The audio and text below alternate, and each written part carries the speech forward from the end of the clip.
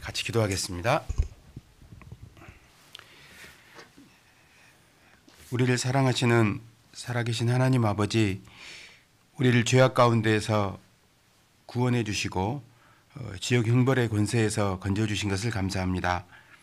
또 우리를 주님의 거룩한 교회 가운데로 구별해 주시고 또 교회를 통해서 우리의 믿음과 신앙을 붙들어 주시고 또 주님을 섬기며 말씀을 순종하며 살아갈 수 있도록 인도해 주신 것도 감사합니다.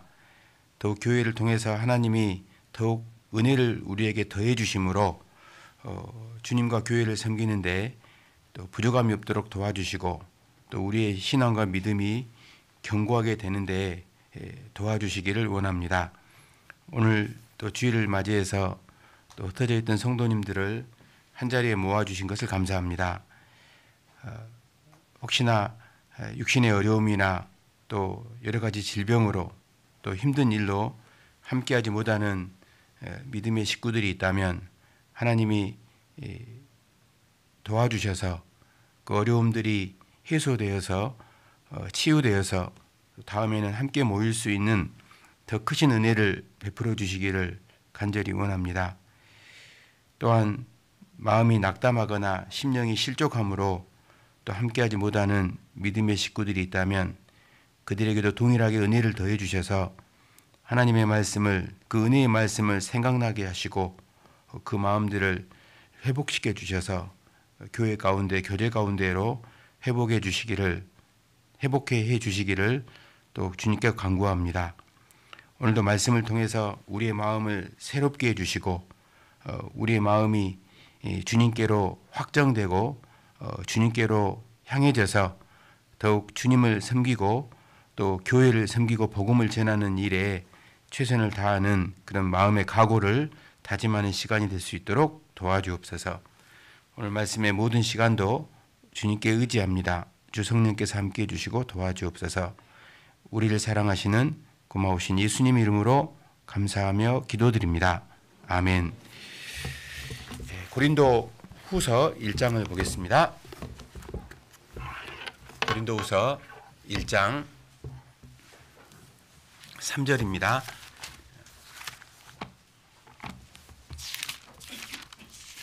고린도 후서 1장 3절부터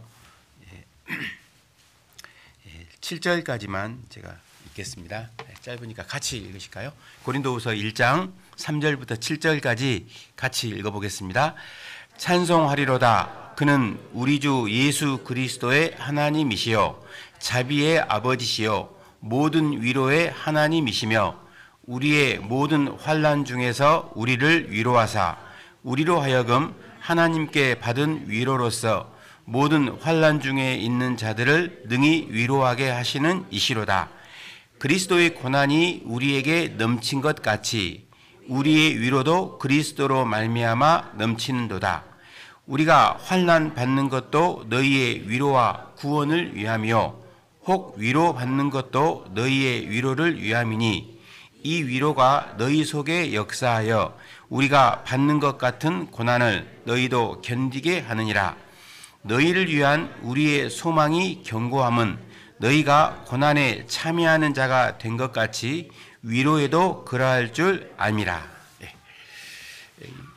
방금 읽은 구절은 이제 하나님이 어떤 분이신가, 하나님의 어떤 속성이라면 조금 어울리는 단어가 되는지는 모르겠지만 그 하나님이 어떤 분이신가에 대해서 이렇게 말씀을 하고 있습니다. 그래서 이 말씀을 통해서 하나님이 어떤 분이시라는 것을 우리가 알게 될 때 우리 마음에 은혜가 되고 또 감사가 되어서 주님을 위해서 또 교회와 복음을 위해서 살아갈 수 있는 그 힘을 주시는 이제 그런 말씀입니다. 그래서 이제 하나님이 어떤 분이시라는 것을 방금 3절에서 소개를 하고 있는데요. 보면은 찬송하리로다. 그는 우리 주 예수 그리스도의 하나님이시요라고 소개하고 두 번째로는 자비의 아버지시다. 그리고 세 번째로는 모든 위로의 하나님이시다라고 소개를 합니다. 아시는 대로 하나님은 예수 그리스도의 하나님이시다라는 말씀은요. 여러분 예수님 잘 알고 계시잖아요. 그런데 유대인들이 예수님이 오셨을 때 예수님이 누구라는 것을 예수님의 실체에 대해서 유대인들은 몰랐죠. 그렇죠? 그래서 예수님이 이스라엘 땅에 태어나셨을 때 어떤 사람은 예수님을 보고 뭐 랍비, 선생님 요 정도 아는 사람도 있고 어떤 사람은 그 목수의 아들 아니냐 이렇게 말하는 사람도 있었고 그렇죠? 또 때로는 중간에 베드로 같은 경우는 예수님이 그 주님이시라는 것도 중간에 알았지만 오락가락했어요. 그렇죠? 그래서 처음에는 예수님을 사도 베드로는 선생님이라고도 했다가 또 어떤 때는 주님이라고도 했다가 그랬잖아요. 그래서 예수님이 십자가에 죽는다고 하니까 또 죽지 말라고 했다가 이런 말도 했잖아요. 근데 나중에 이제 예수님이 부활하신 이후에 성령이 오셔서 예수님이 누구였는지를 정확하게 깨닫게 도와주셨죠. 근데 예수님의 실체가 누구였습니까? 하나님이셨죠. 물론 이제 하나님이십니다. 그런데 예수님이 이 세상에 오신 이유, 이 세상에 오신 목적이라고 한다면 예수님이 하나님 되기 위해서 오신 것이 아니죠. 사실은. 그렇죠? 영광을 얻으시고 부활하신 이후에 예수님은 하나님이시라는 것을 증거하셨습니다. 그런데 육신의 모습으로 오셨을 때 예수님은 그리스도라는 것을 증거하시기 위해서 오셨죠. 그래서 유대인들이 처음에 그랬잖아요. 유대인들은 그 메시아 사상이 있잖아요. 구세주라는 말이 메시아죠. 그래서 이스라엘 사람들을 구원해 줄 메시아, 당신이 메시아냐라고 물었죠. 요한의 제자들도 그러죠. 당신이 오실 메시아십니까? 당신이 그리스도십니까? 아니면 우리가 다른 그리스도를 기다려야 됩니까? 라고 물었죠. 그때 예수님이 뭐라고 했습니까? 기억나죠? 너희가 보고 들은 것을 가서 말하라고 했잖아요. 너희가 보고 들은 것을 너희가 직접 예수님에 대해서 보았던 것, 또 예수님이 행했던 것을 너희가 봤지 않느냐. 근데 그게 뭐였습니까? 예수님이 오셔서 이적을 행하고 기적을 보여줌으로 말미암아 예수님이 하나님이시라는 것을, 예수님이 구세주라는 것을 증거하셨죠. 그거 말하면 사람들이 믿을 거 아니냐 그 말입니다. 자, 무슨 말씀을 드리는 거냐면 제가 예수님이 누구냐라고 할 때 예수님이 누구냐면 그리스도시라는 겁니다. 예수님이 메시아라는 거예요. 그래서 예수님이 오신 것을 보고 아, 이분이 그리스도시구나, 이분이 구세주구나, 요걸 깨달아야 돼요. 그래서 예수 그리스도의 하나님이라고 하는 겁니다. 이해되십니까? 예. 그 다음에 이스라엘 사람들은 그리스도 메시아 사상을 갖고 있다고 했잖아요. 그들은 메시아를 기다리고 있었어요. 그런데 메시아를 기다렸는데 빨리 와야 되는데 안 와. 예. 그래서 그들은 식민지를 살고 있었기 때문에 메시아 그리스도가 와가지고 자기들을 육신적으로 구원해 주기를 기대했잖아요. 그래서 누가 이렇게 이적을 행하면 이 사람이 메시아인가? 이 사람이 그리스도인가? 이런 생각을 했을 거라는 말입니다. 그랬죠? 그런데 이제 예수님이 오셔서 이제 죽어버리니까 아이고 우리는 다른 그리스도를 기다려야 되는가 보네 하고 예수님 배척해 버렸잖아요. 제자들까지도 그런 적이 있었습니다. 그러니까 예수님은 구세주로 그리스도로 오셨죠. 그래서 예수 그리스도라고 하고, 그리고 유대인들은 그리스도를 기다렸는데 예수님이 오셨을 때 이분이 그리스도일까? 이렇게 생각하는 사람도 있었고, 이분이 그리스도가 아닐 거야. 죽어버렸잖아. 어떻게 구원자가 죽어버렸는데 구원자가 될 수 있어? 이걸 못 깨달았잖아요. 네. 그래서 나중에 깨달았었을 때 아, 예수가 그리스도셨구나. 그리고 그리스도가 바로 예수 이분이구나. 이걸 깨달은 거예요. 그래서 사도행전을 보면은 제가 그걸 설명하는 것은 시간은 아니기 때문에요. 사도행전을 자세히 한번 읽어보시면 도대체 제가 성경을 보면서요. 사도들은 도대체 무슨 일을 한 것일까? 사도들이 예수님이 십자가에 못 박혀서 우리 죄 때문에 죽으셨다. 이걸 전하는 게 복음이잖아요. 그런데 사도들이 그걸 전하긴 했습니다. 그래서 그 사도들이 예수님이 오셔서 우리 죄를 용서하신다라는 표현을 제가 찾으려고 많이 노력을 해봤는데 그런 표현보다는 사도들이 전하는 것은 뭐였냐면 예수님이 그리스도라는 것을 증거했어요. 사도행전을 한번 오늘 집에 가셔가지고요 자세히 읽어보세요. 그러면 사도들이 무슨 말을 하고 다녔는지가 나왔거든요. 그게 공통점이 뭐냐면 예수님이 누구였다? 그리스도셨다. 그리고 그들은 그리스도를 기다렸는데 그분이 바로 누구였다? 예수였다. 이걸 증거하는 겁니다. 이해되십니까? 다 아는 이야기를 제가 어렵게 하는지는 모르겠는데 그게 맞아요. 그래서 우리는 예수님이 그리스도라는 것을 깨달을 때 우리가 구원을 받고 그리고 그리스도가 바로 사람인 줄 알았는데 바로 그 사람이신 예수님이 그리스도가 되셨으니까 그리스도 예수라고 한다.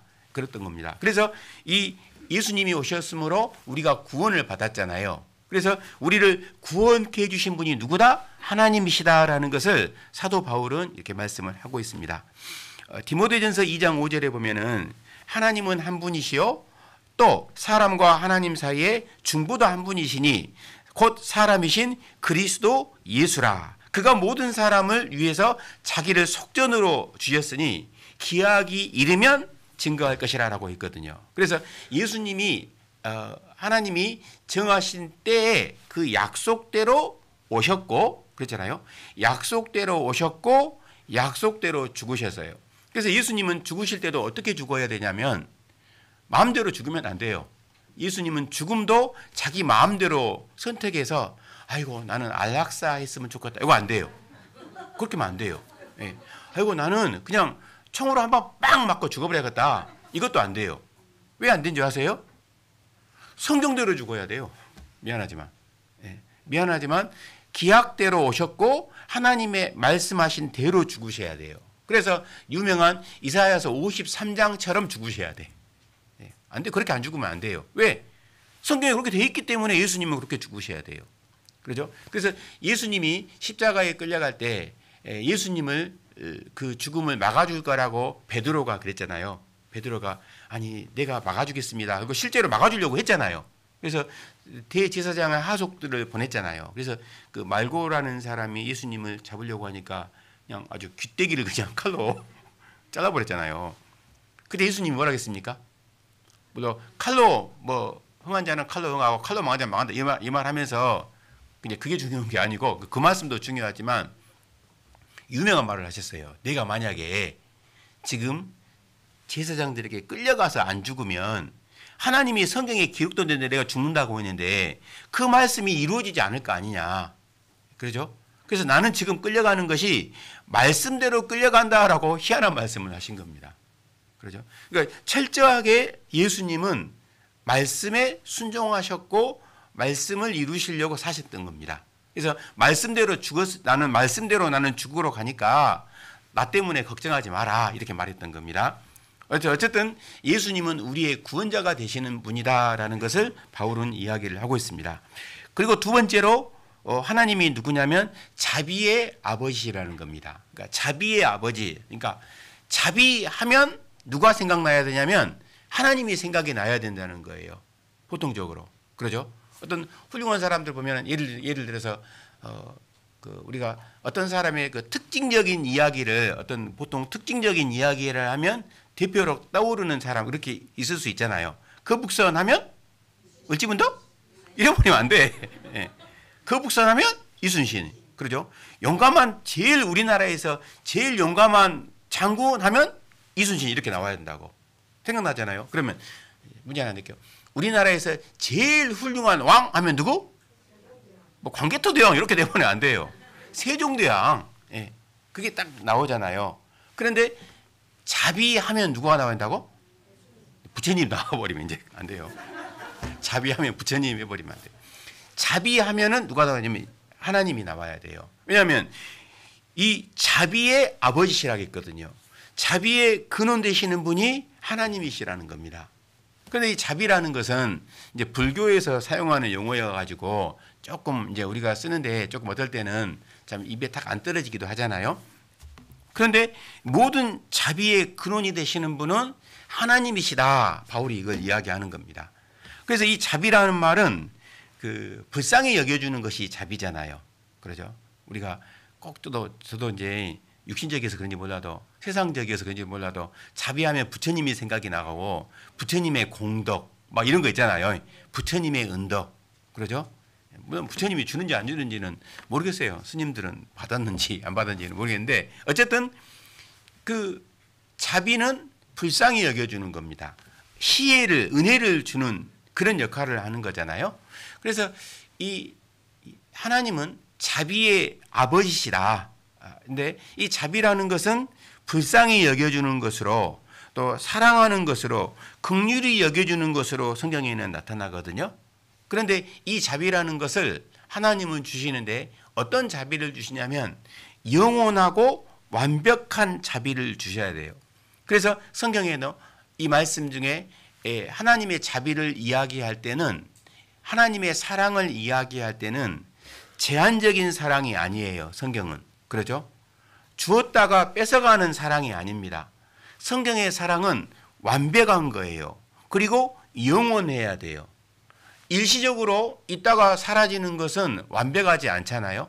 그래서 하나님의 사랑을 성경은 이야기할 때는 항상 영원하다라는 것이 전제로 깔려 있고 하나님의 사랑은 완전하다라는 것이 깔려 있는 겁니다. 그래서 이 자비도 마찬가지로 하나님께서 우리를 불쌍히 여겨주시는데 물론 중간중간에 생활하는 가운데에서 힘든 적도 있어요.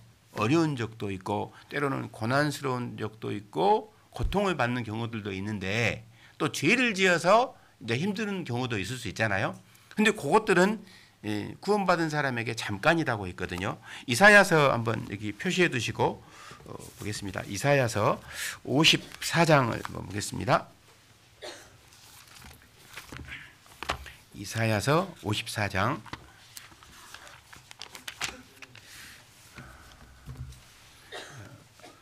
7절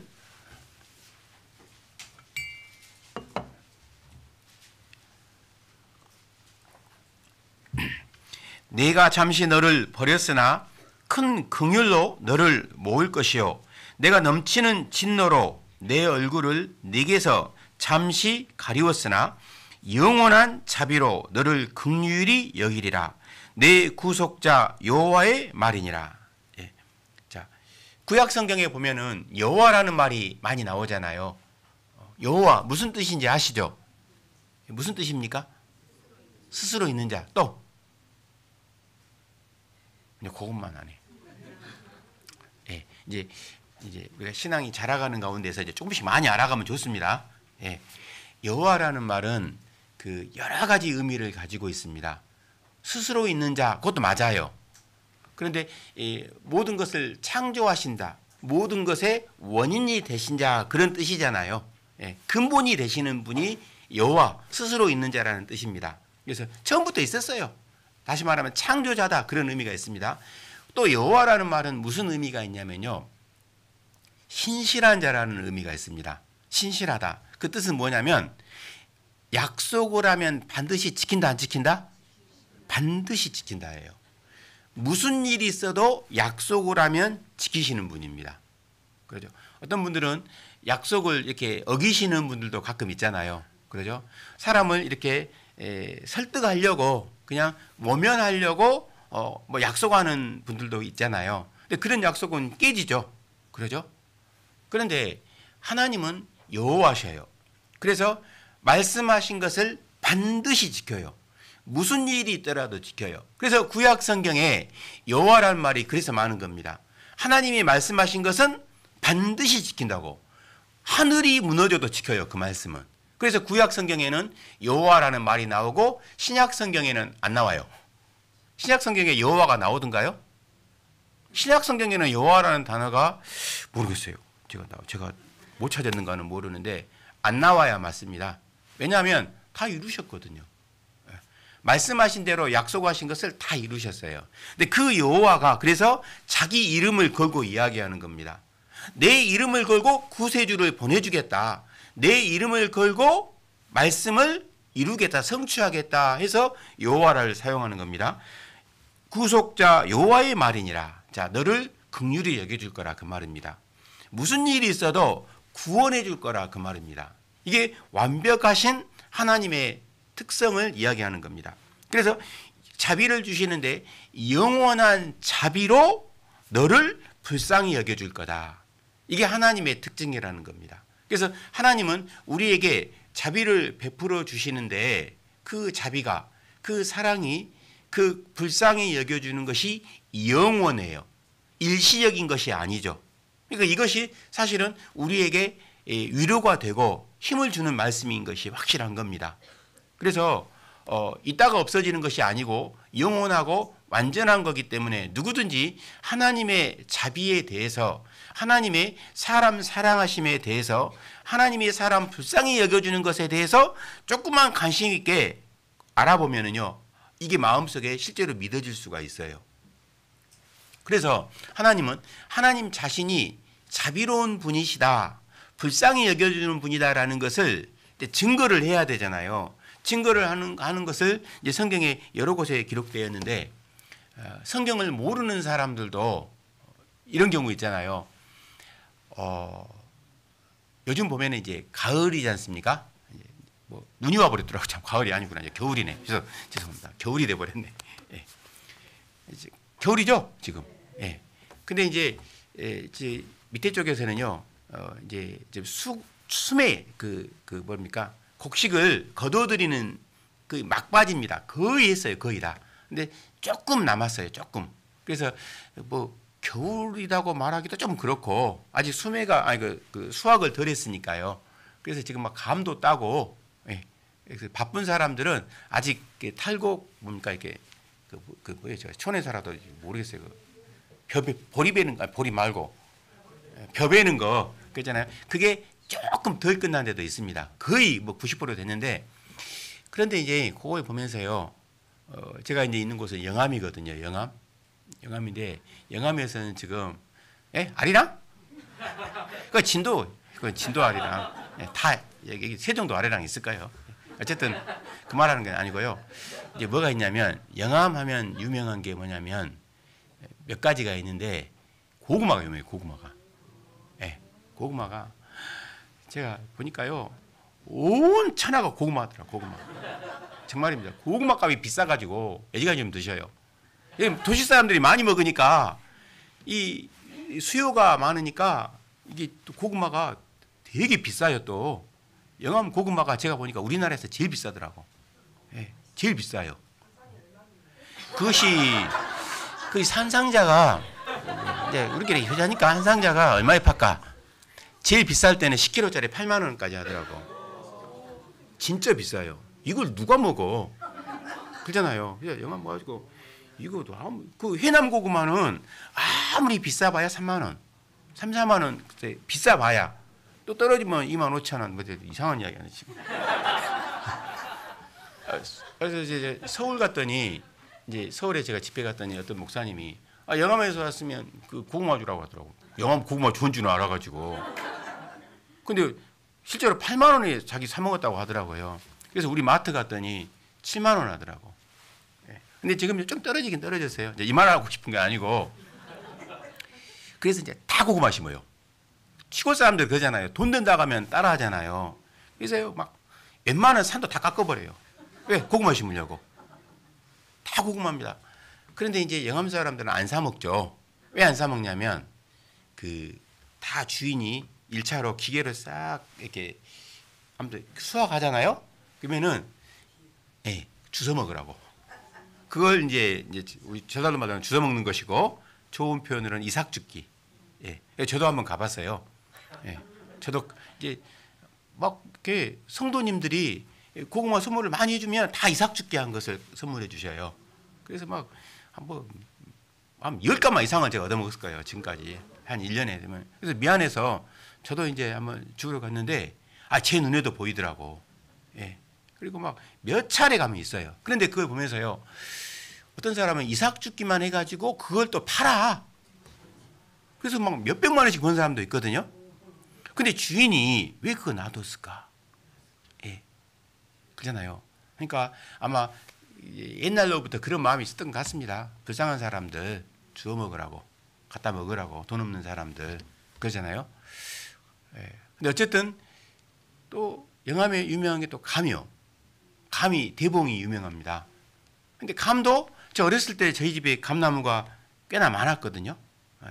저희도 감나무를 많았었는데 우리 어머니 같이 욕심 많은 사람도 이렇게 감을 딱 따다가 그 위에는 몰라요. 못 올라가서 못 따는지는 몰라도 그걸 놔뒀더라고. 그래서 근데 감이요. 그 위에 있는 감은 햇빛에 비쳐가지고 홍시 감은요 더 맛있게 보여요. 햇빛에 반사가 돼가지고 그러거든요. 예, 햇빛에 투영이 되고 반사돼가지고 굉장히 맛있게 보인다고. 그걸 꼭 땄으면 쓰겠는데 어머니가 안 따고 놔두더라고. 그래서 왜 놔둬요? 봤더니 까치밥 주려고 놔둔다 하더라고. 그잖아요. 아, 까치가 먹으면 되겠냐고 내가 먹어야지. 그런데 이제 사실은 까치밥이 아니고 이제 까치 새도 먹는 것이고 없는 사람들이 옛날에는 가난한 사람들이 많았잖아요. 그 사람들 먹으려고 놔두는 겁니다. 맞죠? 예. 그 마음이 기본적으로 있는 거예요. 그런데 성경에 그 말씀이 있더라고. 성경에. 신명기에 보면은 신명기 24장 보세요. 신명기 24장. 아이고 이상한 소리 해서 시간 안에 끝날려면 모르겠다. 신명기 24장.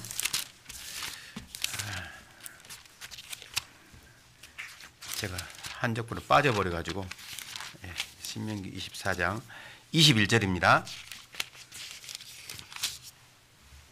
신명기 24장 21절.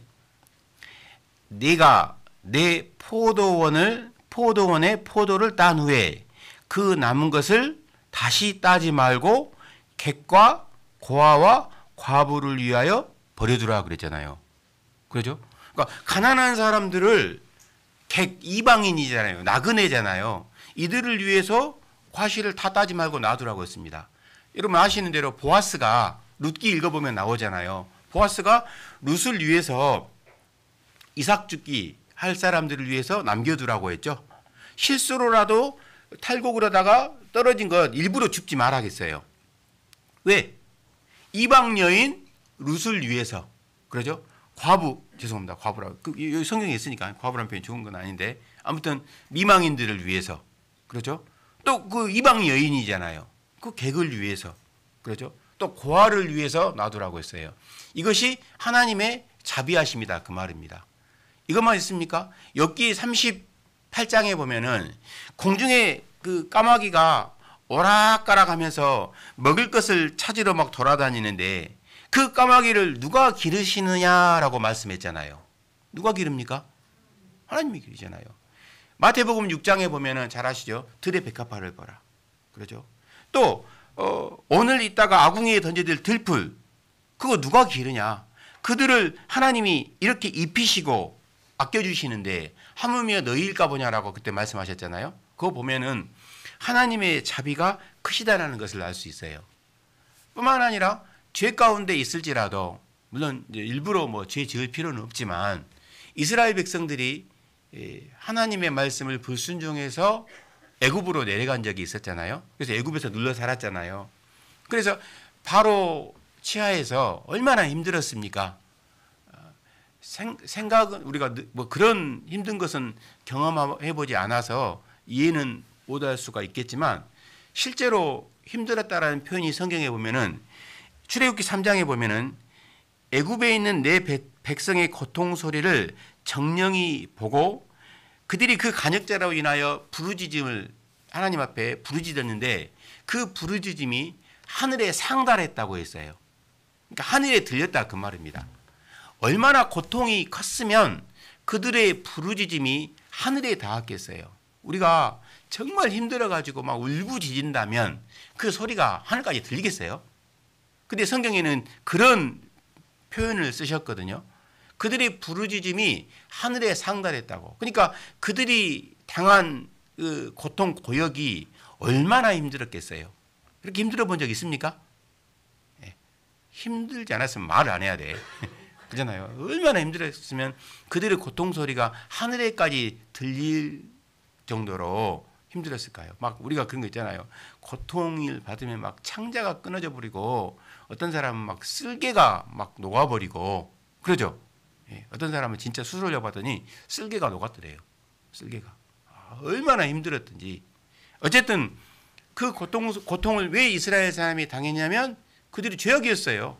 하나님 말씀 불순종하고 애굽으로 가 살았잖아요. 그런데 하나님이 그 고통 소리를 들으시고 그들을 구원하 건져주셨거든요. 그것이 하나님의 자비였던 겁니다. 그리고 죄인들을 기다려주는 것은 더 크신 하나님의 자비죠. 죄인들이 하나님이 없다고 하고 하나님을 대항하는 사람들이 우리 아니었습니까? 그런데 하나님이 우리를 기다려주셨잖아요. 그러죠? 제가 이제 누구라고 실명은 못 하는데 어제 형제님들하고 뭔 이야기를 하다가요. 정말 악한 사람이 있는데 그 사람이 구원을 받았어요. 사회적 저명 인사인데 그런 사람이 어떻게 구원을 받을까? 정말 악한 사람이거든. 사람을 막 죽이고 사람을 고문을 하고 이런 사람인데 이 사람이 구원을 받은 거예요. 야, 이럴 수가 있나? 빌라도 같은 사람들. 여러분 솔직히 빌라도 같은 사람은 구원 받아야 돼요? 지옥 가야 돼요? 구원 받아야 돼요? 지옥 가야 돼요? 제가 상담을 하는데요. 어떤 애기 엄마, 그 초등학교, 그 어린이집 다니는 아이를 둔 엄마예요. 이제 그분을 이제 쭉 상담을 하는 과정에서 이제 죄에 대해서 이야기를 쭉 한 겁니다. 하나님 어떤 죄인도 받아주신다고, 어떤 죄인도 구원해 주신다고 이야기를 쭉 하면서 뭔 이야기를 하다가요. 그분이 질문하더라고요. 그런데요, 그 애들한테 애들을 꿰가지고 막 죽이는 유괴범이랄지 이런 사람들은 구원하면 안 된다고. 이런 사람들은 지옥에 가야 된다고. 그런 경우 있잖아요. 그러죠? 특히 아이들 범죄 있잖아요. 이건 너무나 조금 솔직히 그 사람 지옥 가야 돼. 그렇잖아요. 근데 제가 이제 물론 극단적인 사례지만 그 사람도 하나님이 구원해 주지 않았냐고. 이 모든 사람, 이걸 설명하려고 하는 겁니다. 모든 사람을 하나님이 구원해 주지 않냐. 온 세상 죄를 구원해 주지 않냐. 이걸 설명하다가 그 이야기가 나온 거예요. 근데 제가 그랬어요. 그러면 김일성이가 나쁘요? 그 사람이 나쁘요? 했더니 유괴범이 더 나쁘대, 김일성이보다. 엄마의 마음이 그거예요. 엄마의 마음이. 그래서 제가 그 말을 딱 이 사람이 여기서 안 깨지는 거예요. 그래서 제가 이 양반을 어떻게 설득은 아니고 말씀으로 어떻게 이분을 이렇게 말씀으로 이렇게 정리를 해야 될까라고 하다가 생각이 든 거예요. 그러면 제가 옛날에 텔레비전 프로에서 봤거든요. 그 사형수 있죠. 사형이 선고가 돼가지고 집행하는 날만 기다리는 그 부모를 기자 직업. 다행이다. 기자들 정말 못 쓰겠더라고. 왜 그러냐면 제가 기자가 잔인하다는 그때 알았냐면요. 그 사형수 부모를 취재를 하더라고. 그래서 그 사형수 부모의 그 소감을, 그 마음을 묻는 거예요. 너무 잔인하지 않아요? 야, 아무리 그게 취재거리가 된다고 그걸 질문을 하더라고. 근데 어떤 이게 모자이크 처리가 돼가지고 그 노인이에요. 보니까 아주 극노인은 아니고 한 70대 정도로 보는 흰머리가 희끗희끗이는데 그분이 뭐라고 하냐면 아들이 사형 선고를 받았는데 이제 물론 피해자 가족들 미안하다는 그런 말을 듣고 싶었겠죠. 그러면서 어떻게 생각하냐고 아들이 사형 선고를 받았는데 하니까 그 노인이 뭐라 하는지 아세요? 그놈보다 내가 먼저 죽어야 되는데 그러더라고. 야, 기막힌 답을 한 거예요. 그러죠. 그놈보다 내 아들보다 내가 먼저 죽어야 되는데 내 아들 죽는 것을 내가 어떻게 봐요 그러더라고. 그 안에는 뭐가 포함되어 있어요? 자식을 사랑하는 마음이 포함되어 있어요. 그러죠. 모든 사람은 다 찢어 죽여라고 하고 법원에서도 웬만하면 사형 안 시키거든. 판사가요 웬만하면 사형 선고 안 합니다. 왠지 아세요? 판사들이 무서워가지고 그래요. 저놈이 귀신이 돼가지고 오늘 사형 선고 내려야 되는데 밤에 우리 집 오면 어떻게 이 생각도 가진대요 판사들이. 그래서 웬만하면 사형 선고를 안 해요. 그런데 그 피해자, 그 가해자 부모가 쟤보다는 내가 먼저 죽어야 되는데 그게 사랑하는 마음이거든. 자식 사랑하는 마음. 그렇지 않습니까? 그렇잖아요. 제가 그게 생각이 나더라고. 그래서 보십시오. 그 정말 아이를 죽이는 유괴범들은 정말 용서하면 안 되는데 만약에 그 유괴범이 내 아들이라고 생각하면 용서해요 안 해요 했더니 아무 말 못 하더라고.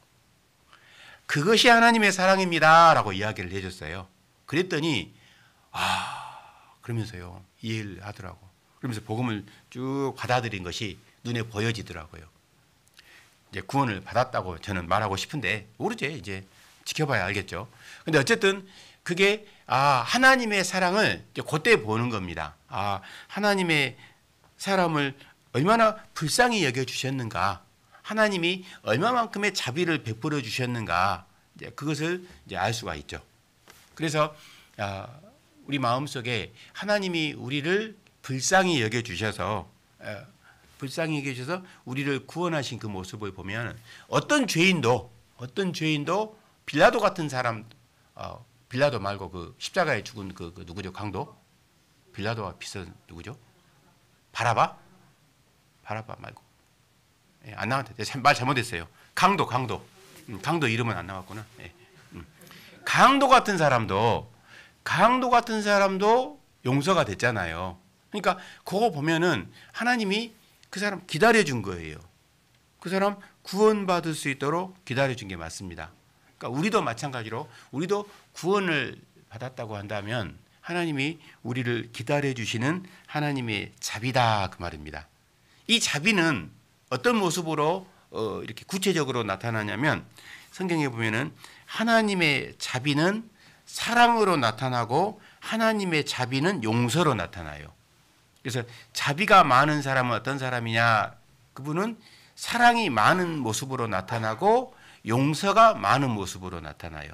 그래서 우리가 그 인간이 볼 때, 사람들이 볼 때 자비가 많은 그 생각하면 우리가 나이 많은 할머니 할아버지 생각나잖아요. 손주가 아무리 잘못해도 할아버지는 아이고 괜찮아 이런 거 있잖아요. 할머니는 괜찮아. 그래요?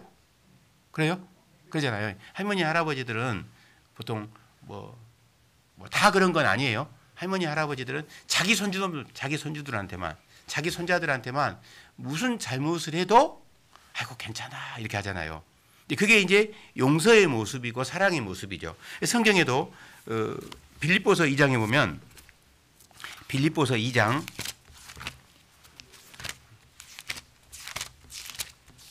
1절을 보겠습니다.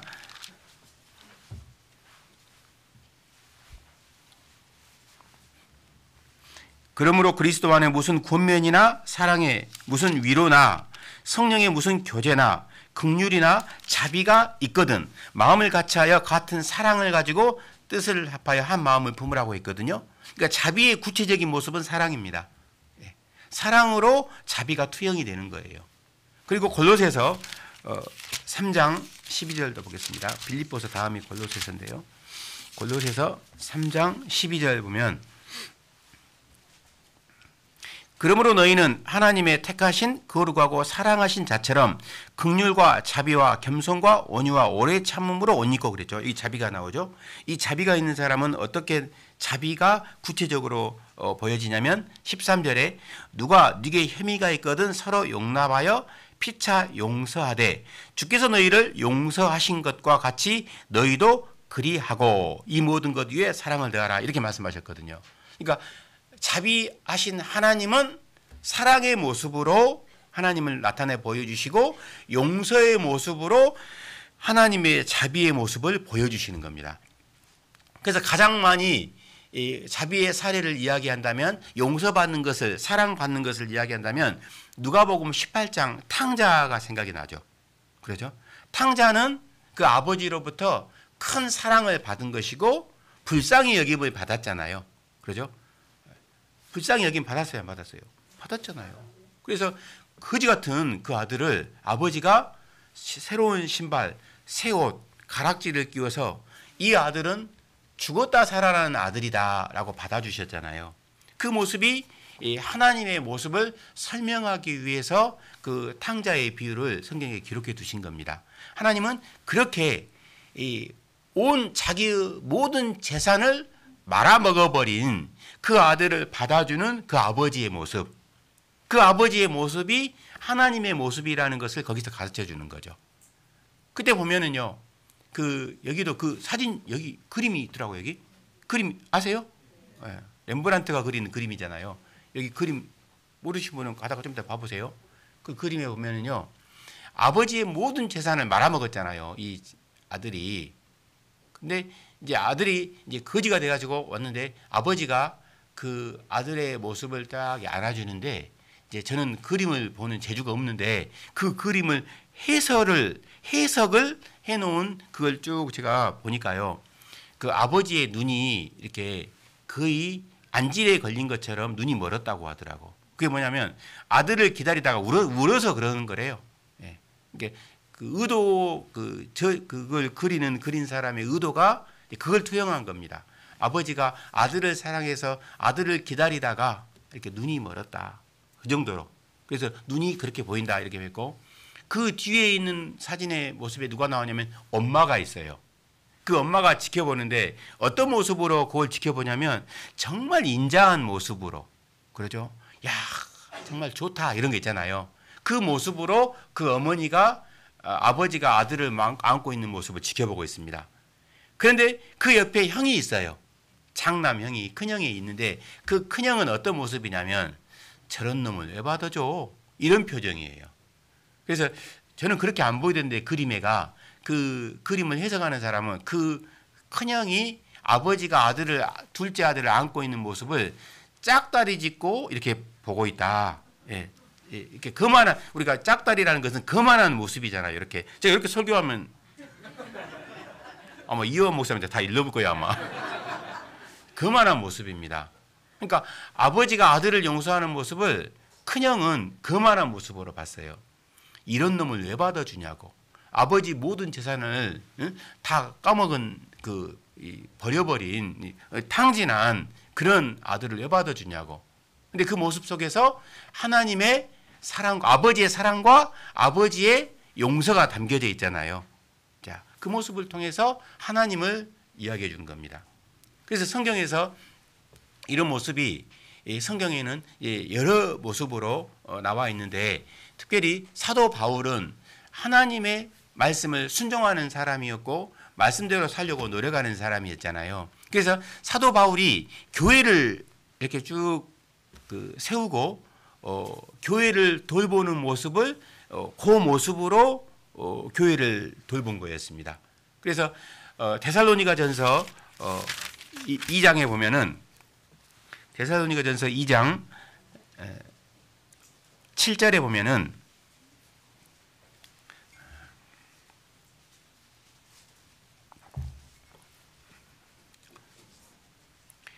데살로니가전서 2장 7절 같이 읽어보겠습니다.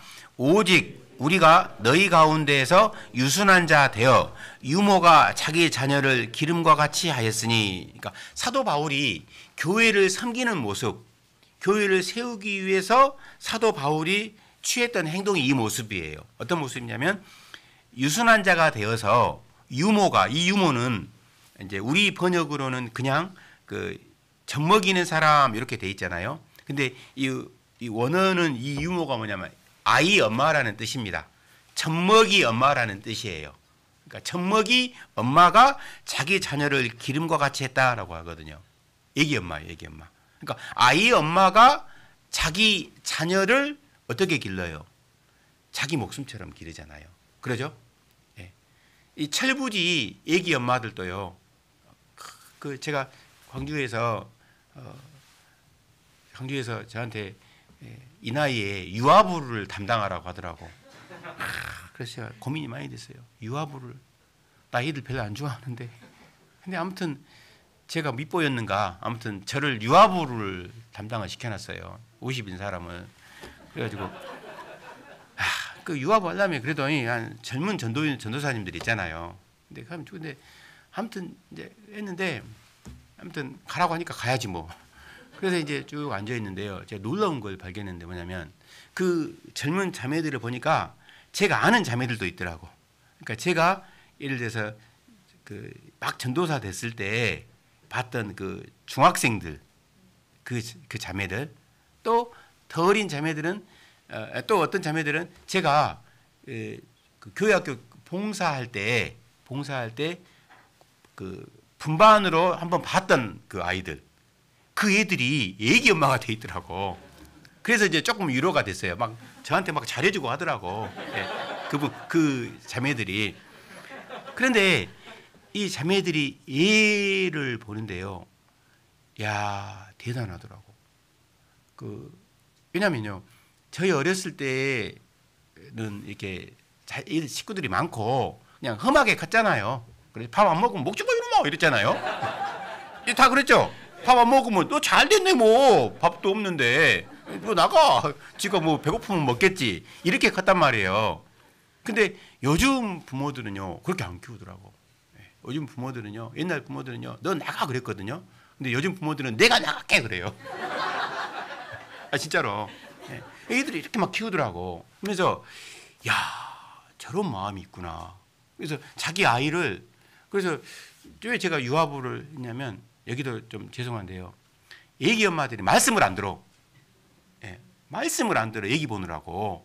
그래서 이제 제가 유아부를 맡은 이유는 그 엄마들을 상담을 싹 해가지고, 다른, 이게 한 엄마가 여러 명을 맡으면 다른 엄마는 말씀 들으러 갈 수 있잖아요. 그 임무를 띄고 들어간 거예요. 근데 애기 엄마들이 죽으면 죽을지 내 아이를 다른 사람한테 못 맡기겠습니다 하는 거예요. 야, 이거 어떻게 해야 되나 이거. 그러니까 애기 엄마들이 한 2명 나오면은 4년 동안에는 말씀을 안 들어. 다 유아실에 있는 거예요. 애기 키운다고. 그렇잖아요. 그러니까 신앙이 성장이 되겠어요, 안 되겠어요? 애기 키우면 말씀 들을 수 없어요. 예? 왜 교회 와서 젖을 주냐고. 집에서 주지. 예?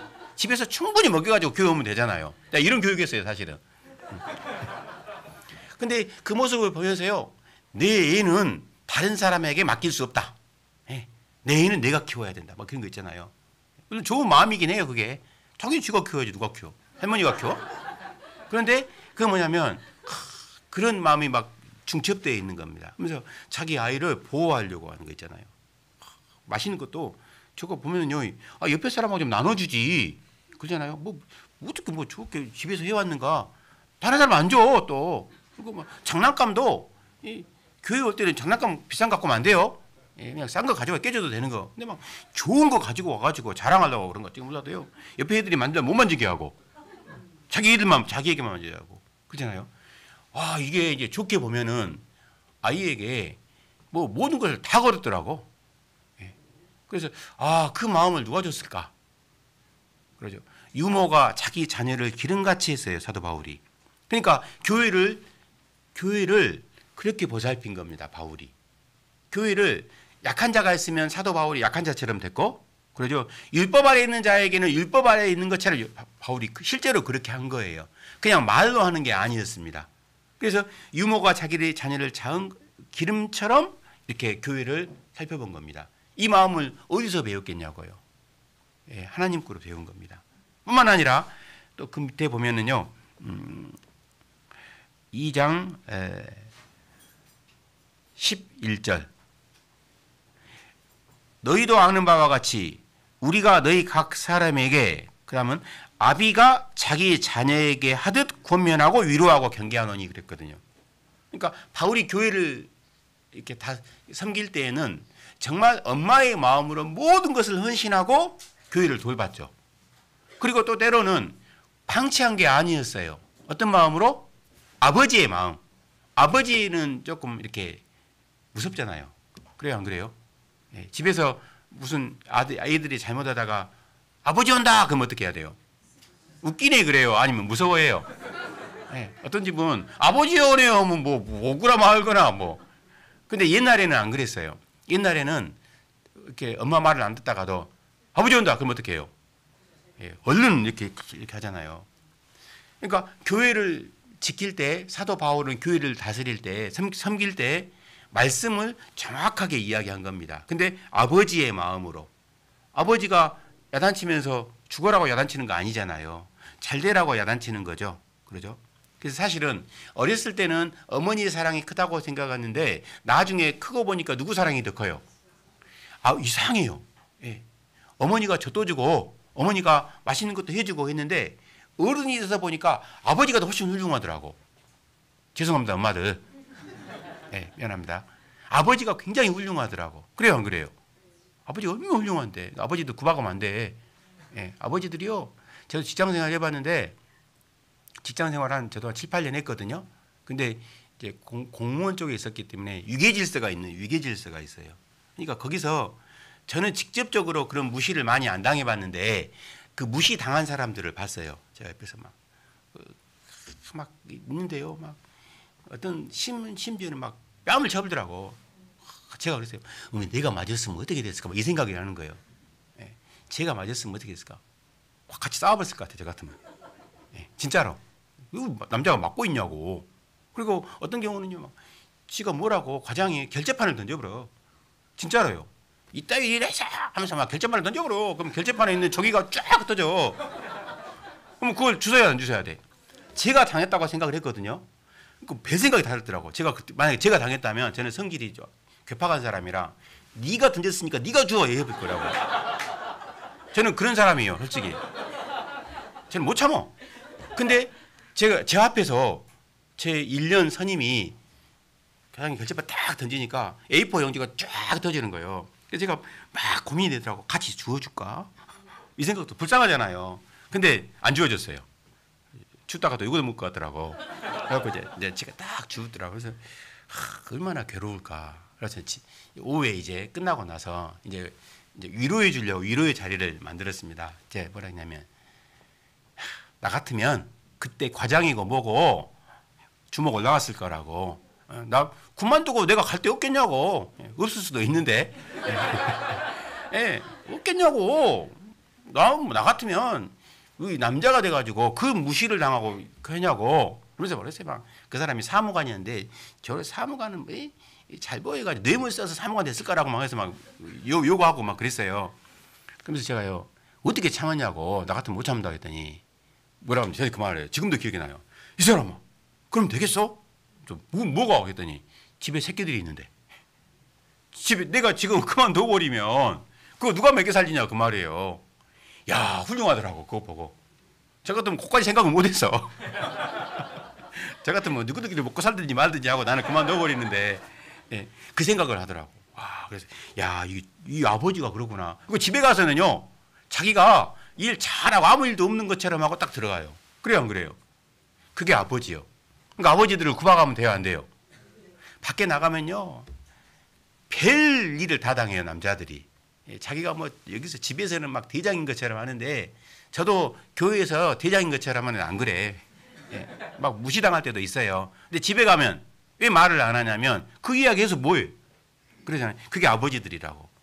그렇잖아요. 근데 바울 사도가 그렇게 했어요. 그렇게. 교회를 위해서 말씀으로는 정확하게 이야기했지만 심지어는 그래서 고린도전서 고린도후서 6장에 보면은 사도 바울이 고린도 교회를 책망을 했어요, 안 했어요? 책망을 했습니다. 고린도 교회는 잘못한 것이 너무나 많았어요. 그래서 바울이 고린도 교회를 책망을 했는데 고린도후서 6장을 읽어보면요. 아이고 시간이 없어가지고 안 찾으려겠는데 한번 볼까요? 이 바울의 마음이 그렇게 기록이 되어 있는데요. 7장 8절 보겠습니다. 아이고 설교를 1시간 10분만 하려고 했는데 좀 더 해야겠습니다. 고린도 후서 7장 8절입니다. 그러므로 내가 편지로 너희를 근심하게 한 것을 후회하였으나 지금은 후회하지 아니함은 그 편지가 너희로 잠시만 근심하게 한 줄 암이라. 내가 지금 기뻐함은 너희로 근심하게 한 까닭이 아니요 도리어 너희가 근심함으로 회개함에 이른 까닭이라. 너희가 하나님의 뜻대로 근심하게 된 것은 우리에게서 아무 해도 받지 않게 하려 함이라. 사도 바울이 편지를 보냈잖아요. 고린도전서. 그렇죠? 고린도전서를 읽어보면요.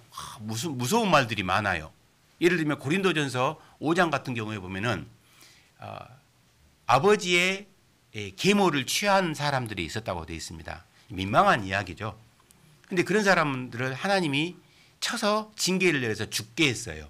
그래서 육신은 멸하고 영은 주 예수의 그리스도의 날에 살게 하려 함이라라고 말씀하셨거든요. 그래서 징계를 받아서 죽는 일도 있었어요. 잠자는 자들도 있었어요. 무섭잖아요. 그런 말 들으면. 여러분 그런 말 들으면 무서워요, 안 무서워요? 그런 말 하기가 쉽지는 않습니다. 예. 설교자가 그런 말 하면요, 아마 들고 일어설걸? 여러분 징계받아서 죽을 수 있어, 조심해요, 이러면요, 지나 조심하지, 지나 잘해, 지는 잘해, 이렇게 말할 거라고. 그러니까 사도 바울이 그런 말을 했어요. 그러면 성도들이 어떤 마음을 가질까요? 그런 마음 갖겠죠. 너는 잘해? 너는 그렇게 하나님 앞에 완벽해? 이런 말 들을 수 있을까요, 없을까요? 들을 수 있습니다. 저도 형제자매님들을 권면을 할 때 함부로 말을 못해요. 왜냐하면 꼭 저한테 누가 그 말하면 저도 그 말을 할 것 같아. 너는 잘해? 뭐 전도를 못한다고 막 하면은, 너는 그러면 네 식구들 다 전도했어? 너는 너희 집 앞에, 네 집 앞에 있는 슈퍼 아저씨 그 전도했어? 그 말하면 제가 뭔 말을 해? 못했는데. 너는 네 옆집 사람 전도했어? 저는 제 옆집 사람과 싸매버렸는데. 교회 앞에 있는 사람 아줌마가 있어요. 70, 68세 된 아줌마하고 제가 대판 싸워버렸어요. 대판. 왜 우리 교회하고 경계에 있어가지고, 우리 교회 그 땅이 있는데 조그마한 논 그 두덕이 있는데요.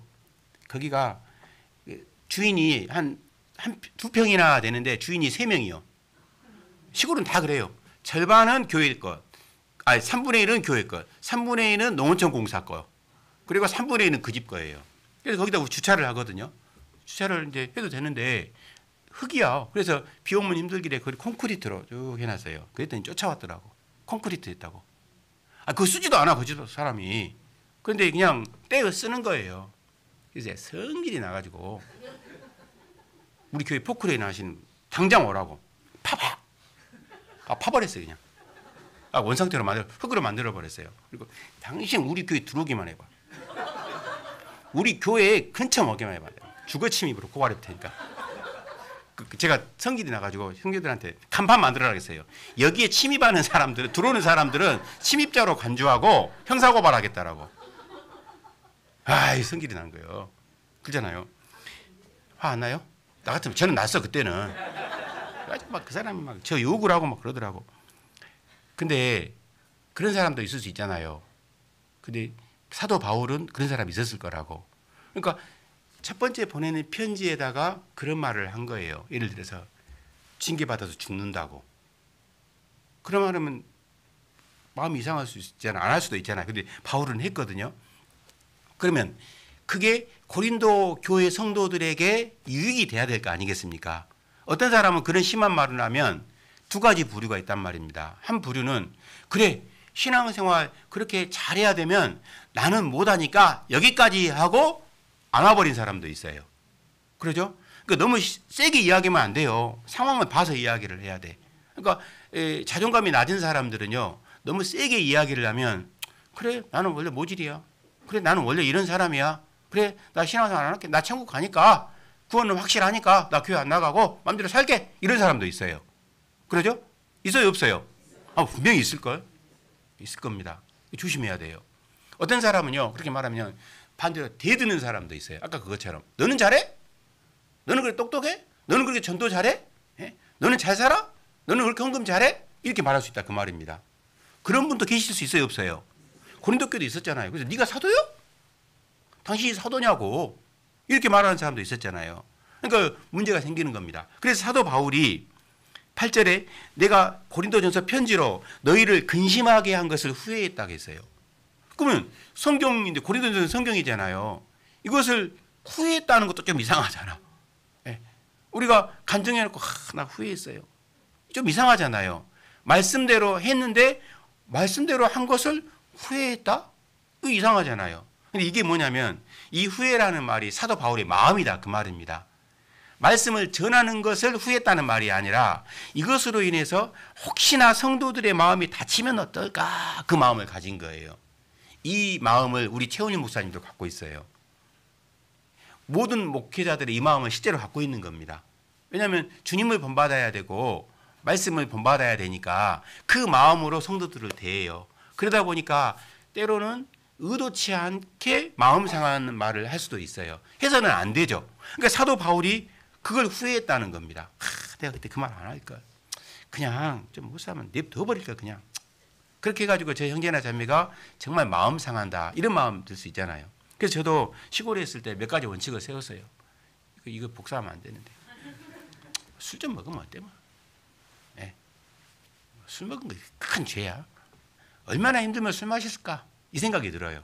그래서 술을 마시는 것에 대해서 허용하는 건 아니지만 이거 형제님들이 그 밭에서 농사 일을 하니까 얼마나 힘들겠어요. 그러니까 맥주 한 잔 마시고 그 힘으로 한다라고 또 말도 하니까 그럴 수도 있겠지 하면서 나중에는 좋아지겠지 하는 마음으로 참아요.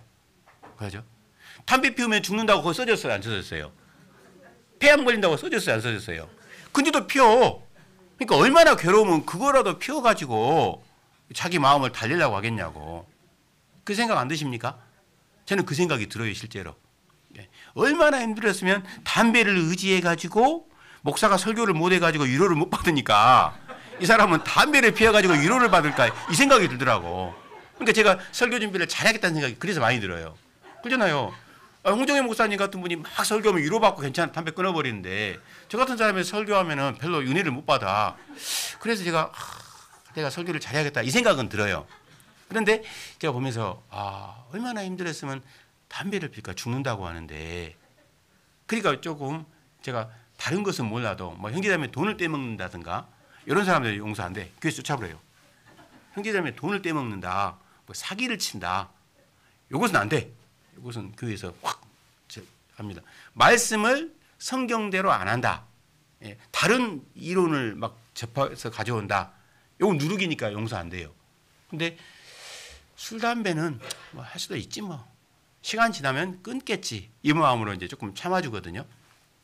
그런데 어쨌든 사도 바울이 그런 마음이다. 이해되시죠? 그래서 내가 첫 번째 편지를 안 보내야 되는데 이거 보내가지고 고린도 사람들이 마음이 낙담이 돼가지고 신앙생활 안 한다고 하면 어떻게 하지? 이런 마음이 들었던 겁니다. 그런데 지금은 후회하지 않았다고 했죠. 그 보낸 것을 잘했다라고 한 겁니다. 왜 그랬을까요? 왜 그랬냐면 바울이 고린도를 또 가려고 그랬어요. 그런데 왜 안 갔냐? 바울의 마음속에 고린도 교회 성도들이 안 바뀌었어요. 고린도전서 내용을 보고도 안 바뀌어. 그대로 우상 숭배를 하고 고린도전서에 막 7장 8장에 보면 우상 숭배한 내용 나오죠. 우상의 재물 마음대로 먹어버리고 후욕을 하고 후욕이 뭐냐면 욕을 심하게 하는 게 후욕입니다. 이런 욕을 하고 형제자매가 뭐 집에 가서 욕하는 것은 뭐라고 할 수 없어. 그냥 입을 쓰고 막 형제자매 욕할 수는 있겠죠. 근데 공식적으로 욕해서는 안 돼요. 그러면 안 됩니다. 기분 나쁘더라도 제가 보기 싫으면 집에 가서 입을 뒤집어 쓰고 그때는 하시라고. 부부끼리는 해도 뭐라고 했어요. 그것을 어떻게 알아. 근데 대놓고 하면 안 됩니다. 근데 고린도 교회 성도들은 대놓고 했어요. 형제자매 대놓고 막 저주하고. 이것을 사도 바울이 엄히 책망을 했거든요. 심지어 교회에서 내쫓으라고까지 했습니다. 그러니까 바울이 그렇게 말을 했기 때문에 걱정이 됐던 겁니다. 그래서 또 가면 또 그런 사람이 있을 거란 말이에요. 있을까요? 없을까요? 있으면 바울이 아이고 내가 젖사하고 올 수가 없어. 그것을 지적을 안 할 수가 없어요. 그래서 일부러 안 갔어요. 일부러 안 간 것을 보고 주위에서는 바울을 또 비난했어요. 네가 고린도 교회 안 가 힘드니까 안 갔지. 이렇게 비난하는 사람도 있었고 가기 싫어서 안 갔지. 이렇게 비난하는 사람도 있었어요. 근데 바울은 왜 안 갔냐? 가면은 그들을 야단 안 칠 수가 없어요. 그래서 안 간 거예요. 우리 그런 경우 있잖아요. 부모가 자식이 잘못한 것을 뻔히 알고도 어떻게 해요? 안 본 것처럼 해준 적 있어요? 없어요? 있어요. 저도 우리 교회 성도님이 담배를 피더라고요. 담배를. 근데 제가 장난기가 이렇게 많아요. 장난기가 많아서 차 안에 있었어. 그래서 전화를 했어. 또 그 형제님한테. 형제님 지금 어디세요? 저는 보고 있어. 제가 뒤에서. 썬팅이 돼갖고 저는 안 보이죠. 어디세요?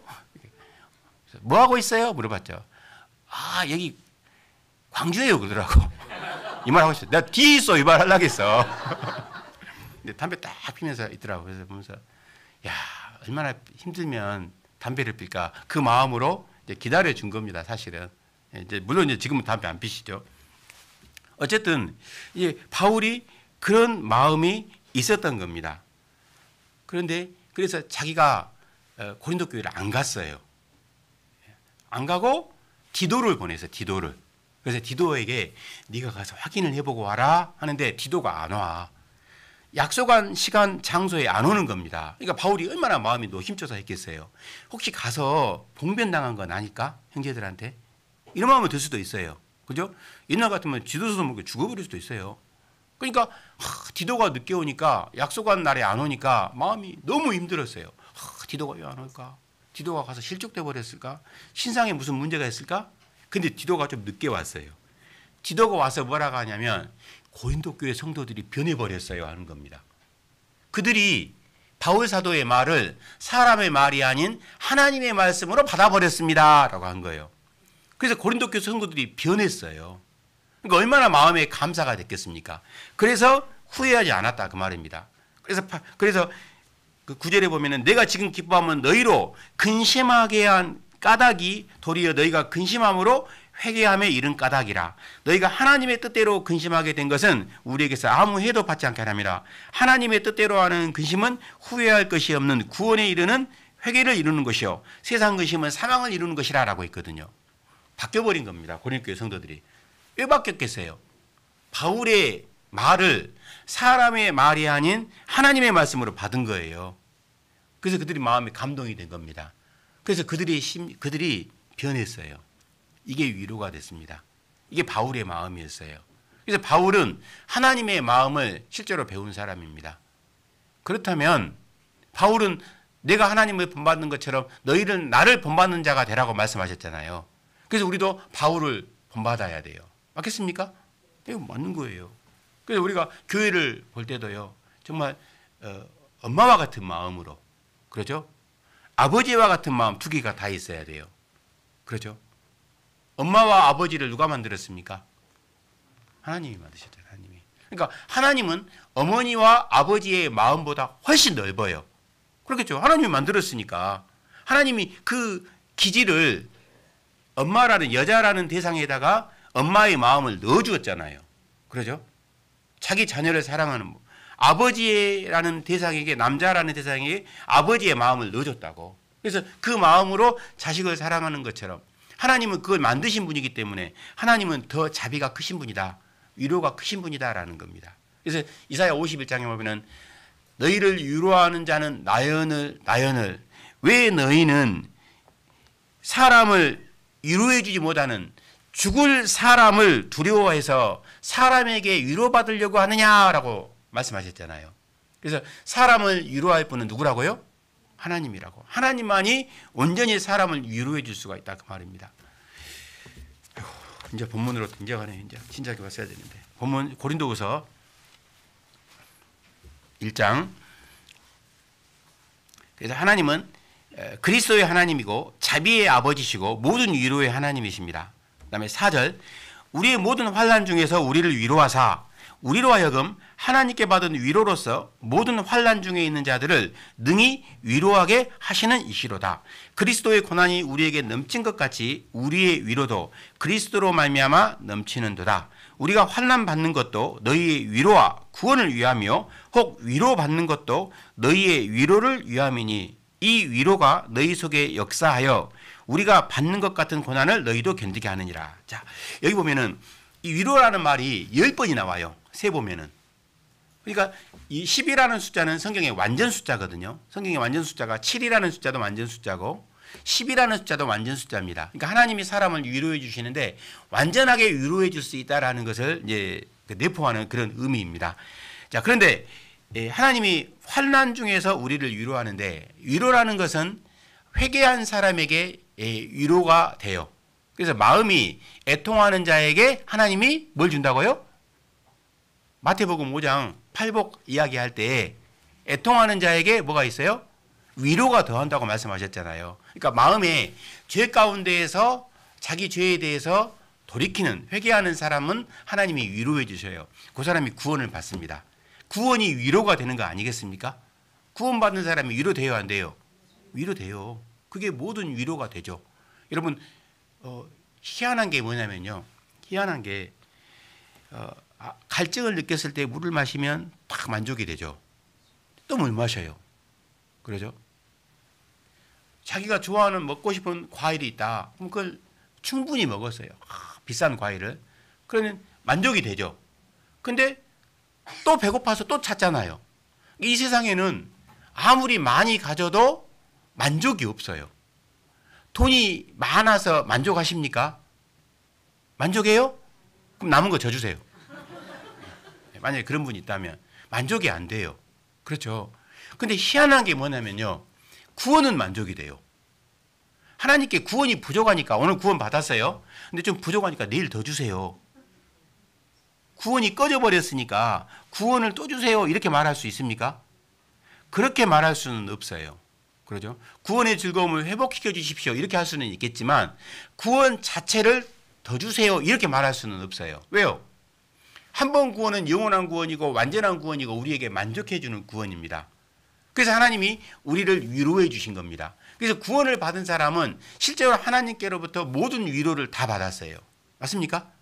예. 그래서 구원을 확실하게 받은 사람은, 이제 확실하는 말 표현이 좀 그렇지만 구원을 받은 사람은 하나님께로부터 완전한 위로를 받았기 때문에 정말 자기의 심령만큼은 만족함을 느껴요. 그렇죠? 공감하십니까? 이게 공감이 안 되면 상담을 하셔야 돼. 예, 진짜입니다. 그래서 하나님이 우리를 정말 구원해 주신 게 놀라운 겁니다. 제가 곰곰이 생각을 해봤더니 뷔페 가가지고 망고를 실컷 망고만 골라서 먹어버렸어요. 예, 맛있잖아요. 그래서 뷔페 가서 망고만 뭐 주인이 보든 말든 그것만 다 골라가지고요 막 먹어버렸는데 아니 집에 가니까 또 당기더라니까. 예를 들어서요. 예, 어떤 사람은 막 사과를 다 먹었어요. 근데 또 며칠 지나면 또 먹고 싶어. 근데 구원을 하거든 그 말입니다. 놀라운 겁니다. 그거 보면서요. 야, 우리 구원이라는 것이 정말 신기하다. 세상에 어떤 것도 불만족이 있는데 나중에는 최고여야 되는데 이 구원만큼은 절대 제가 생각해 봐도 더 달라고 할 수가 없는 거예요. 우리는 다 받았습니다. 그래서 하나님이 위로를 해주셨는데 그래서 구원이 위로가 되고 그리고 그리스도인들에게 환난이 있는데 방금 이 본문에는 우리의 4절에 우리의 모든 환난 중에서 우리를 위로했다고 했잖아요. 그러면 하나님이 왜 환난에다가 우리를 던져 놓았을까? 어떤 분이 저한테 그런 질문을 해요. 나는 잘하는데 나는 원래부터 모범 그분이 저 말고 그분이 나는 원래 모범생이었고 정말 어렸을 때부터 부모님이 무서워서 말도 잘 들었고 그래서 야단 맞은 적도 없고 부모님이 한 번도 본인한테 야단쳐 본 적이 없대요. 그리고 매도 안 맞아봤대요. 왜냐하면 다른 사람이 맞는 것을 봤기 때문에 안 맞으려고 자기는 조심했대요. 그래서 한 번도 안 맞아봤대요. 부모님한테. 그리고 부모님에게 꾸중도 안 들어봤대요.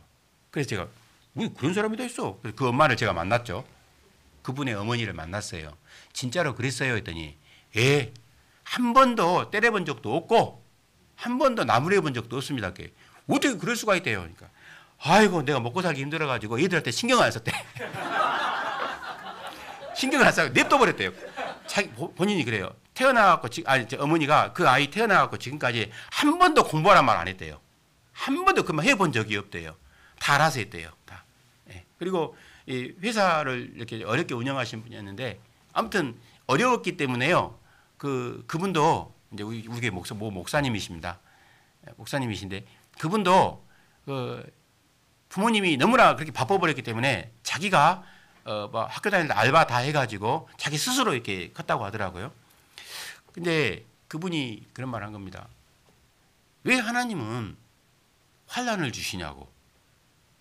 환난 안 줘도 자기 생애를 보면은 나는 알아서 무서워서 말 잘 들었고 매 안 맞으려고 징계 안 받으려고 무서워서 열심히 살고 있다고. 그리고 목사니까 더 열심히 살려고 하고 있고 더 잘하려고 하고 있고 자기 집에 사택에 와서 성도들이 안방처럼 자기 방처럼 왔다 갔다 해버린대요. 자기 사택을. 그러면서 텔레비전이 3번 깨졌고 냉장고를 2번인가 갈았고 냉장고 음식은 다 성도들 거고 없으면 와서 가져가 버린대요. 그러니까 거기에 대는 거 싫은 말을 할 수가 없어. 그렇게 그 장롱을 몇 번을 깼다고 하더라고. 그 애들이 또 교회가 적을 때는 그 사택이 유아실이요.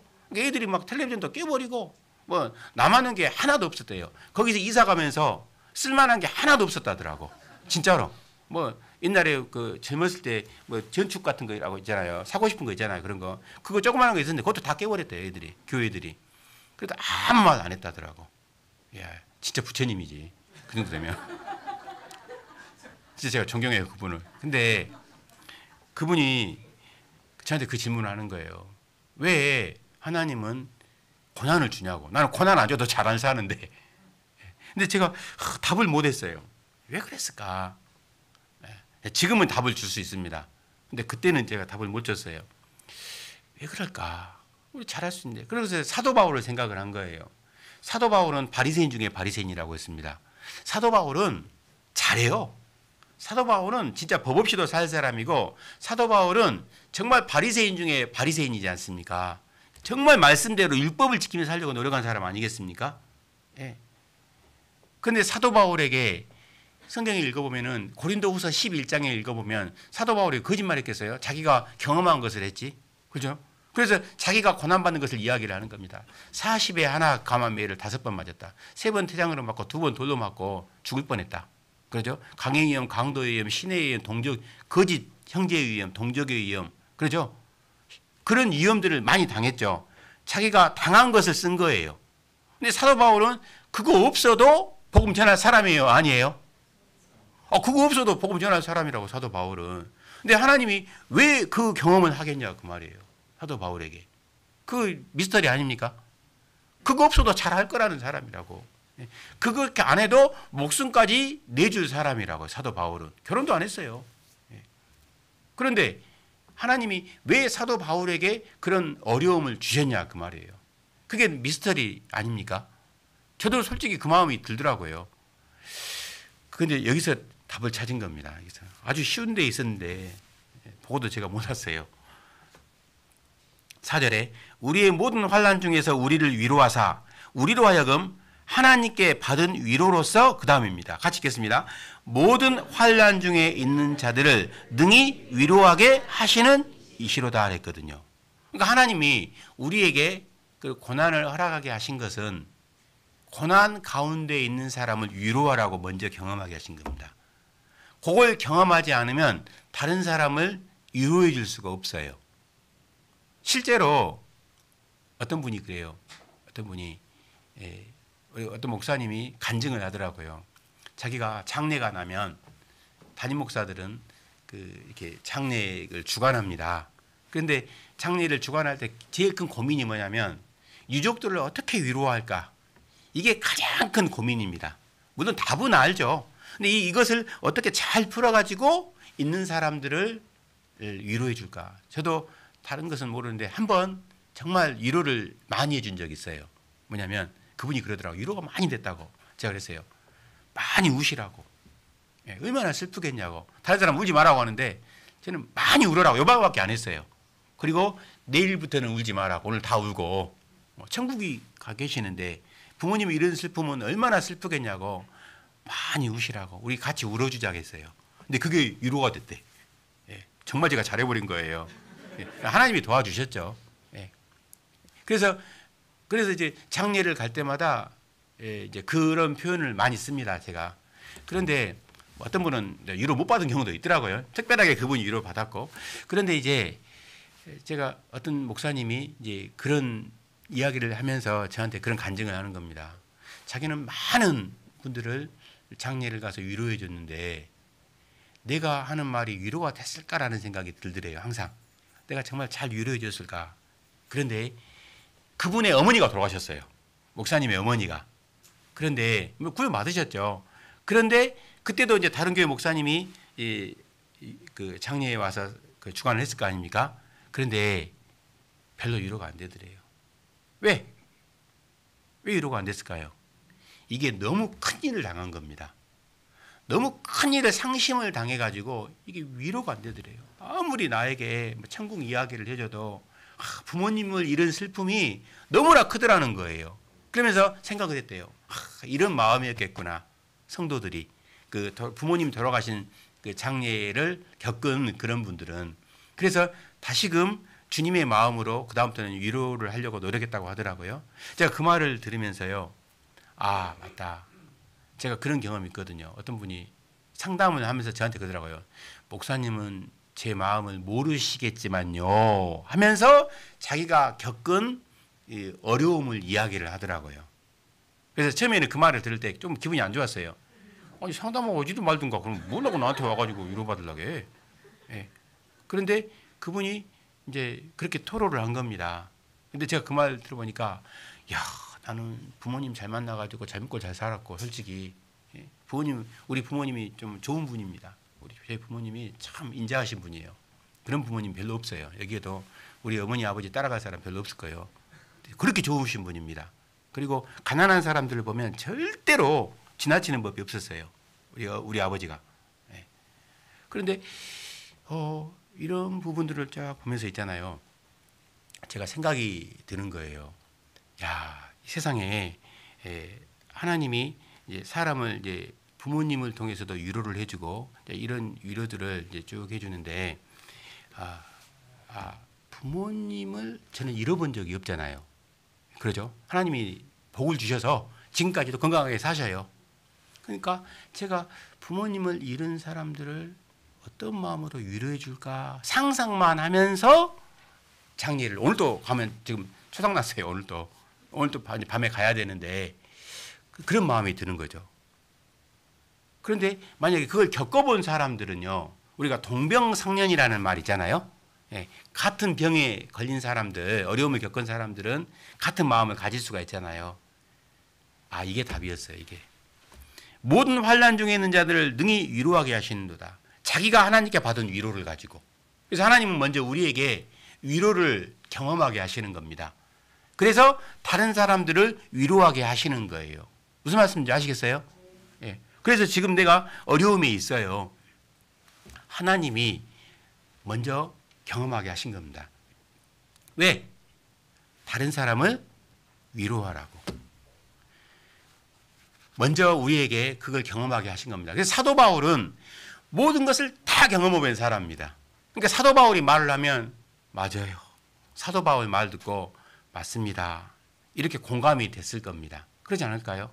그래서 하나님은 먼저 하나님께로부터 위로를 받고 그 받은 위로를 가지고 다른 사람들을 위해서 사용하라고 먼저 하신 겁니다.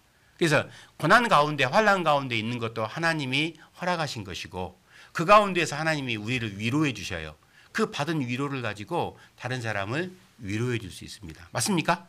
예. 그래서 그런 이야기들을 우리가 해요. 그래서 위로는 우리가 신앙 가운데에서 경험하는 가운데 신앙생활하면서 경험을 하면서요. 이것을 체득을 하는 겁니다. 그래서 나에게 어려움이 있다는 것을요. 물론 어려움이 없으면 좋겠죠. 저도 그래요. 어려움이 안 왔으면 좋겠어요. 그런데 하나님이 그렇게 허락하게 하신 것은 우리를 하나님이 사용하려고 하신 거예요. 우리를 통해서 다른 사람을 세우는 일을 하게 하시려고 한 거예요. 그래서 신앙생활 열심히 앞에서 하시는 분들이 힘든 일이 없는 것 같죠? 그렇지 않아요. 많아요. 그것을 우리가 감당을 해야 될 겁니다. 그래서 하나님이 바울을 고난받게 하셨어요. 환난을 받게 하셨어요. 그걸로 끝이 아닙니다. 하나님은 예수님을 십자가에 죽으셨지만 영광 가운데로 들어 올리셨잖아요. 그렇게 하셨습니다. 바울이 뭐라고 했습니까? 내게 준비된 면류관이 있다라고 말씀을 하셨거든요. 그것으로 갚아주시는 겁니다. 그래서 하나님은 그냥 던져버리고 방치하는 것이 아니라 하나님은 반드시 약속하셨기 때문에 세워주시는 일이 분명히 있는 겁니다. 그래서 중간중간에 삶 가운데에서도 위로 얻을 일이 있어요. 우리가 놓쳐서 그렇지. 그렇지 않습니까? 힘들어도요. 남편이 말 안 듣면 자식이라도 잘 돼요.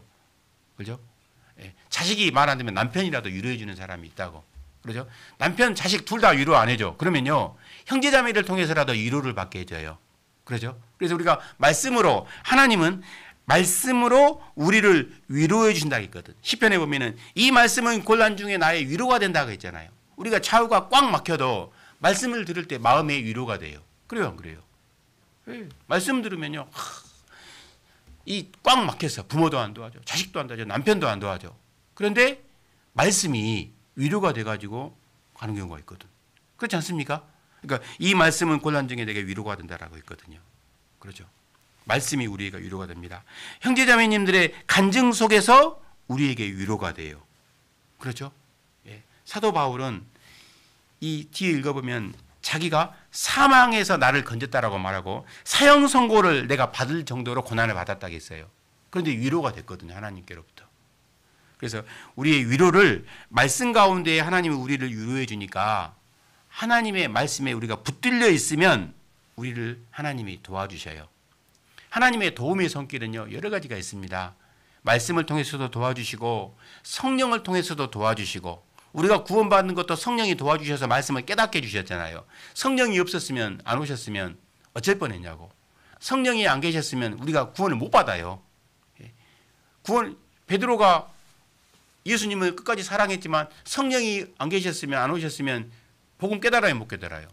못 깨달아요. 고린도전서 12장 2절 또 로마서 2장 12절을 보면요. 성령께서 오셔서 그리스도의 은혜를 깨닫게 해주셨다고 말씀했거든요. 그렇죠. 성령께서 우리를 도와주시는 겁니다. 뿐만 아니라 하나님이 천사를 통해서라도 우리를 도우셔요. 누가복음 22장에 보면은 예수님이 너무 고통이 돼가지고 너무 죽을 것을 고통이 되니까 이 땀방울이 핏방울로 변했다고 했잖아요. 얼마나 힘들었으면 땀이 피가 됐겠냐고. 정말 힘들었을 겁니다.